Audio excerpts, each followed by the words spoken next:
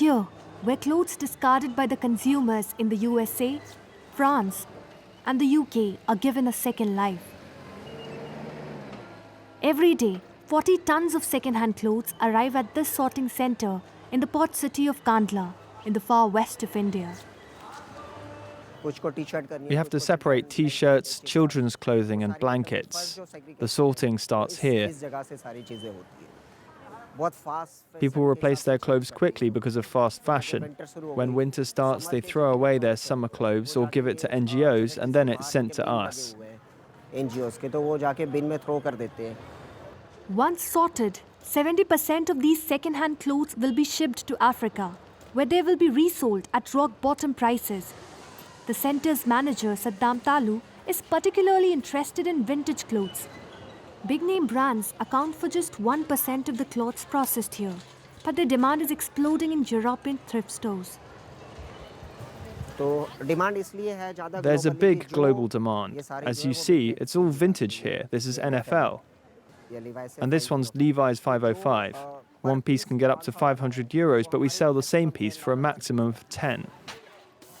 Transporting clothes across continents has a significant carbon footprint.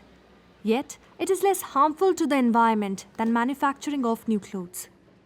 40 to 45% of this is vintage clothing to be exported to France because there's a big demand there.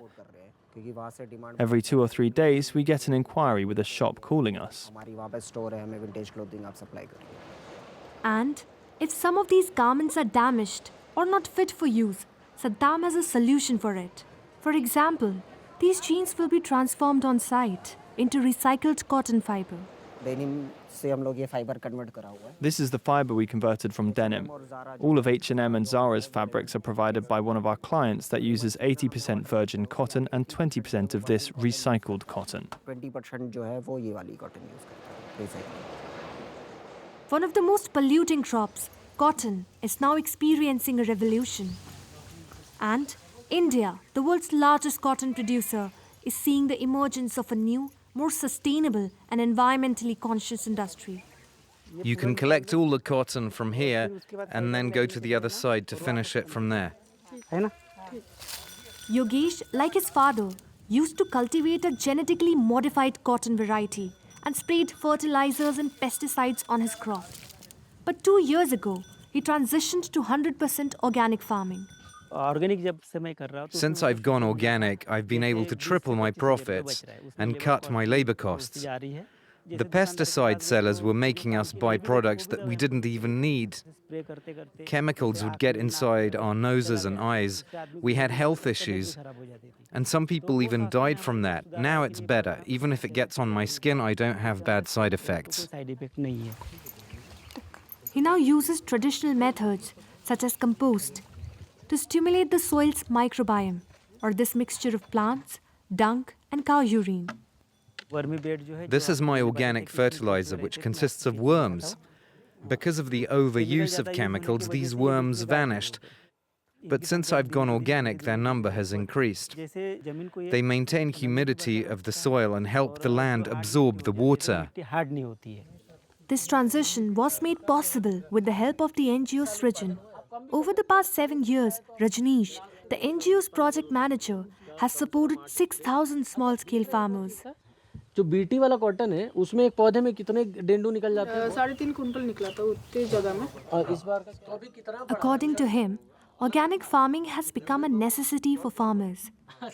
Small farmer want their land to be more productive and they know if they will use chemicals more and more often, then it is going to hamper soil health. And after 10 or 15 years later, the production will be very less or the land will be barren. So we are working towards the challenges, how to overcome this and how to get procured more and more cotton so that we can fulfill the demands.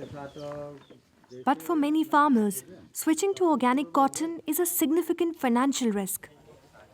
Some farmers have turned to regenerative cotton, a practice based on gradually reducing the usage of chemical fertilizers, controlling irrigation, and using crop rotation to preserve the health of the soil. A less expensive and more accessible solution for clothing brands, allowing them to produce in larger quantities. Companies like H&M, Mango and Kering source materials for their sustainable collections from here.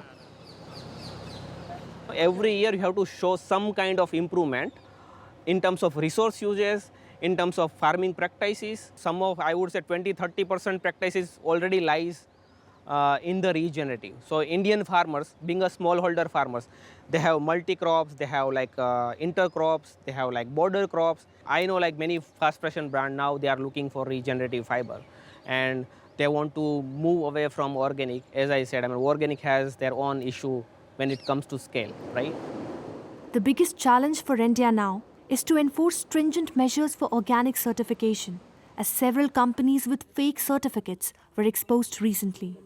Currently, only 2% of the country's cotton production is certified as organic.